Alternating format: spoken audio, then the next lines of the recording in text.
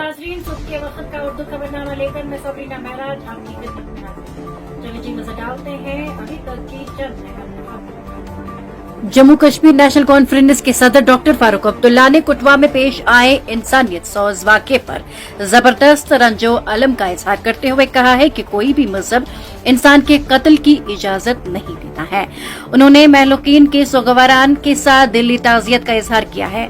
Doctor Farooq Abdullah ने कानून नाफिज करने वाले इदारों से ताकीद की कि इस कत्ल नाहक की तहकीकात फौरी तौर पर मुकम्मल करके हकाइक को अवाम के सामने लाया जाए।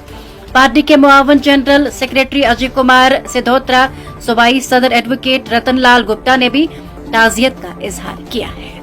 महकमे पब्लिक हेल्थ इंजीनियरिंग यानी कि PHE के आर्जी मुलाजिमों ने अपने मुतालिबों को लेकर जबरदस्त एहतजाज दर्ज किया। उन्होंने वज़ीर आला की रिहाइशगाह की तरफ पेशकदमी करने की कोशिश की, ताहम इसको नाकाम बना दिया गया।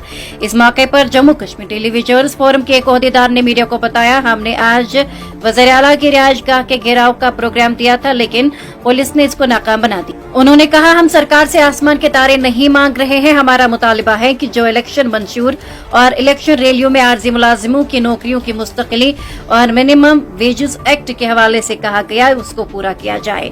उनका कहना था, बजट में आर्जी मुलाजिमों के लिए सिर्फ एक जुमला कहा गया कि हम इसका हल तलाश कर रहे हैं, लेकिन साल 2014 से 10 साल बीत गए। बीजेपी PDP हुकूमत में रेगुलाइजेशन पॉलिसी बनी, लेकिन कोई हल तलाश नहीं किया गया।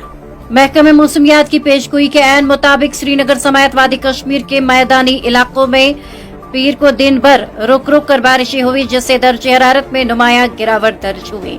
गरमाई दारुल हुकूमत श्रीनगर और इसके मुल्का इलाकों में पीर को रुक रुक कर बारिशें हुई, जिससे जहां दर्जे हरारत में नुमाया गिरावट रिकॉर्ड हुई, वहीं मामूलाती जिंदगी भी मुतासिर हुई। महकमे मौसमियात के एक तर्जुमान ने बताया कि वादी में अगले एक हफ्ते के दौरान मौसम खराब रहने का इम्कान है। उन्होंने कहा कि वादी में अगले 24 घंटों के दौरान भी रुक रुक कर बारिशों का सिलसिला जारी रह सकता है।